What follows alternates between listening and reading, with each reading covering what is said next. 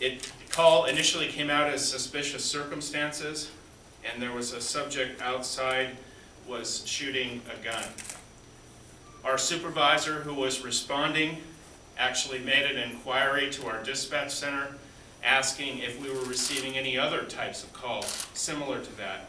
And at the same time that call was made, was advised that yes, there are multiple calls that are coming from this suspicious circumstances.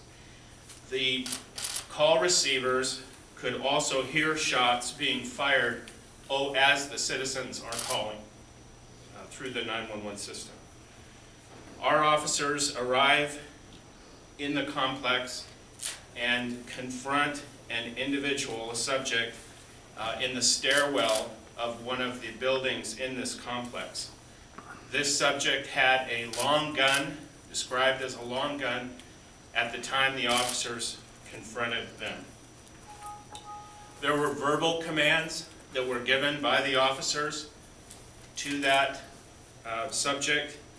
The subject was not complying with the verbal commands, and given the fact that he was armed, the officers fired on the subject. Following that exchange of gunfire, and I shouldn't say exchange, but the fire by the officers, and we're not sure whether that subject fired or not. The shotgun was dropped, and then the subject left on foot and went some distance from where the officers were. The subject was out of view of the officers at that point. The officers equipped themselves to pursue this suspect. They teamed in a tactical formation to attempt to locate this suspect, and they confronted him in the parking lot of the complex. At that same time, the officers observed two other subjects that were laying in the parking lot and appeared to be the victim of violence.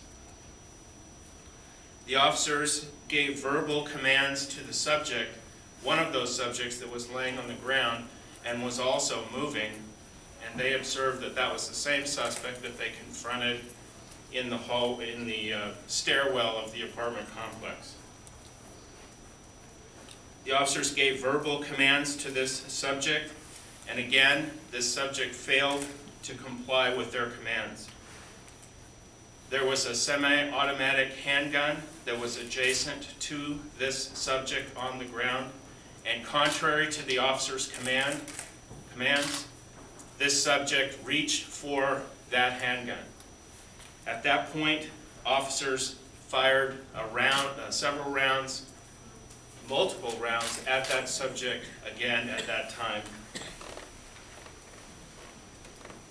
The officers continued to check on the other individuals in the parking lot and determined that they were victims of gunshot wounds.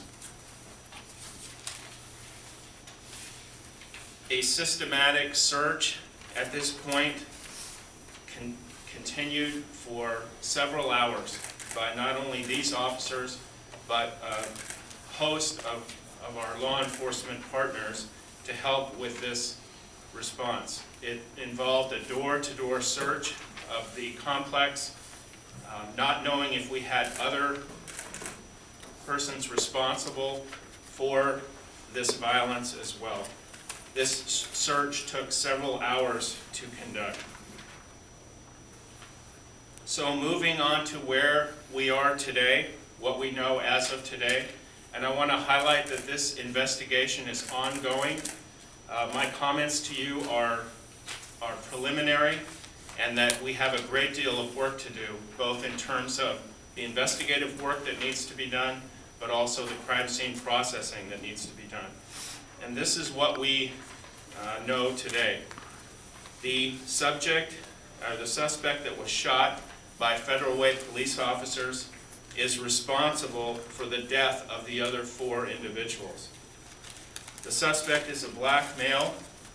He's born in 1985, and he lives in this apartment complex. One victim that we located inside an apartment several hours after this initial investigation or initial response. This victim is a white female. She's born in 1988, and she lives in the same apartment as the suspect. And at this time, we believe this is a domestic violence homicide. Again, preliminarily, after this homicide occurred, the suspect proceeded to the parking lot and was confronted by two other subjects. The nature of that contact is still under investigation, and we do not have a relationship between this suspect and these individuals at this time. These two victims, one is a Hispanic male born in 1989, and he lives in Federal Way. The second victim is a white male born in 1966 who lives in Federal Way. We believe that the suspect shot and killed both of these individuals in the parking lot. The suspect then returned to the apartment complex. At some point, the suspect obtained a shotgun. Two neighbors who lived in the complex heard the shots and went outside of their apartment to inquire. One of the subjects told the other one to call 911, which he did. So that citizen was on the phone and calling 911 to our call receiver.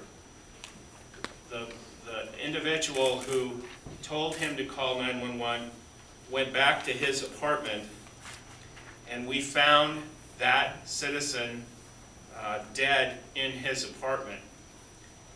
There was a shotgun round to the front door of the residence, and this citizen was the victim of a shotgun round, which resulted in his passing. This victim is a white male born in 1951, and he lives in this particular apartment where he was found. The suspect, shortly after, and again from the chronology or the sequence of events, shortly after that confrontation with that neighbor, the suspect exited that apartment, went into the stairwell, and then was confronted by responding police officers.